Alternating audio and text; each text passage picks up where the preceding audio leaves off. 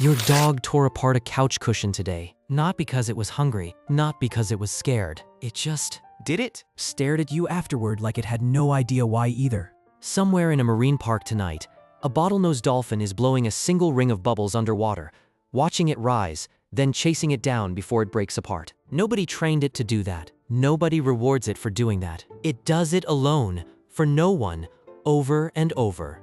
You've had afternoons like that too. Nothing wrong, nothing urgent. And somehow it felt unbearable. Most people would call what the dog did and what the dolphin did boredom. But here's the part that should make you pause. Until very recently, scientists could not actually tell the difference between a bored animal, a depressed animal, and an animal that had simply given up. They looked the same from the outside. Same listlessness, same restless pacing, same destroyed cushion. That changed only a few years ago, and the way they finally told the three apart is stranger than you'd expect.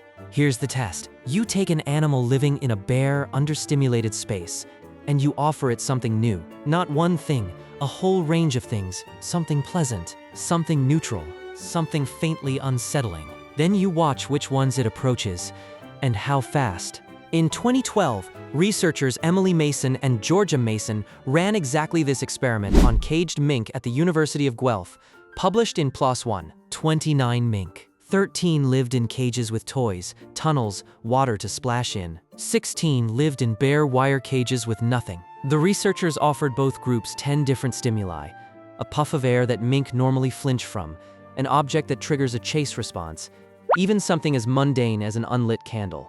The bare cage mink didn't sit there listless. They didn't ignore everything, the way a depressed animal would. They rushed toward almost all of it.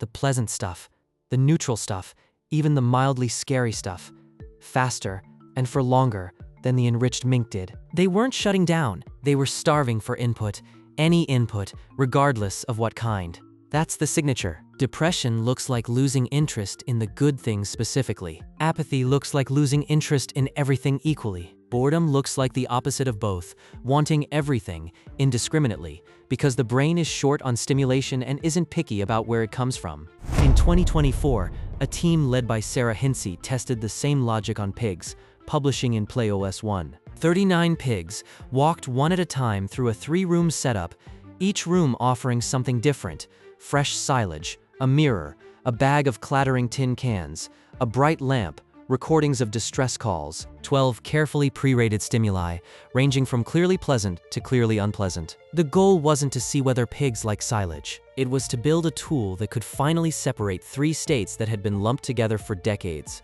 boredom, depression, and apathy, by checking exactly which stimuli an animal does and doesn't move toward. For the first time, boredom stopped being a word we used loosely about animals and started being something with an actual behavioral fingerprint. And once you have a fingerprint, you can finally check who has it. Dogs left alone for long stretches without anything to chew or sniff. Pigs and chickens in bare production pens. Parrots in small cages with nothing to manipulate. For decades, vets and welfare scientists described these animals as stressed or stereotypic, without much more precision than that. Now there's a behavioral test that can actually tell you, is this animal sad? Is it shut down? Or is it simply starving for something, anything, to happen?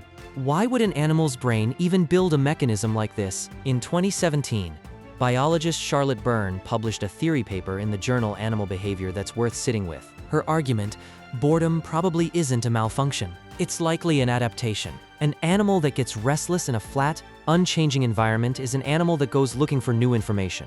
And in the wild, new information is exactly what keeps you fed, keeps you safe, keeps you one step ahead of whatever's trying to eat you. Boredom, in this telling, is the feeling of a brain that's built to keep learning, sitting in a place that has stopped teaching it anything. It's the same circuitry, broadly speaking, that makes novelty itself rewarding, the rush of something unfamiliar, before you even know if it's good or bad. Byrne's point is that this circuitry didn't evolve for entertainment. It evolved because the animals that kept noticing new things, kept testing new corners of their territory, kept asking "what's that?" were the ones who found the food source nobody else had, or noticed the predator's new approach route a half-second sooner. Restlessness, in the wild, was a survival edge. Boredom is what that same edge feels like when there's nothing left to test. Which leads to the part of this that I think is the most uncomfortable. In 2003, two researchers, Ross Clubb and Georgia Mason, published a short paper in Nature comparing dozens of carnivore species living in zoos, lions, polar bears, snow leopards, ring-tailed lemurs among them. They asked a simple question: which species struggle the most in captivity, measured by repetitive pacing, head swaying, and even how many of their cubs survive?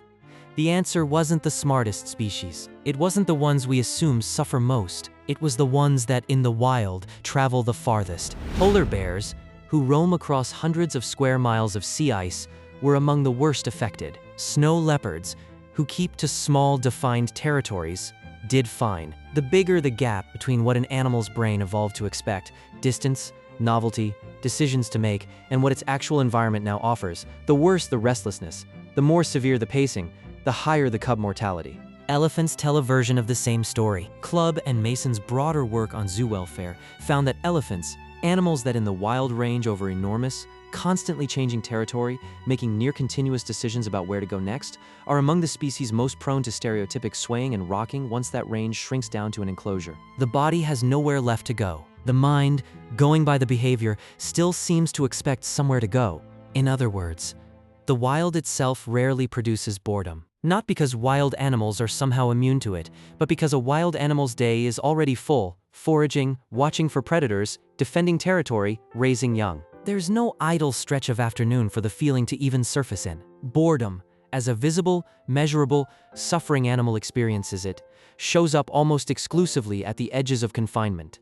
A cage, a yard, a leash, a fish tank. It's less a trait some species have and others don't, and more a gap that opens up the moment we remove an animal from the world its brain was built to navigate. That dolphin, blowing bubble rings alone in a tank, researcher Stan Kuchaj has spent years documenting exactly this. Captive dolphins create their own toys out of nothing.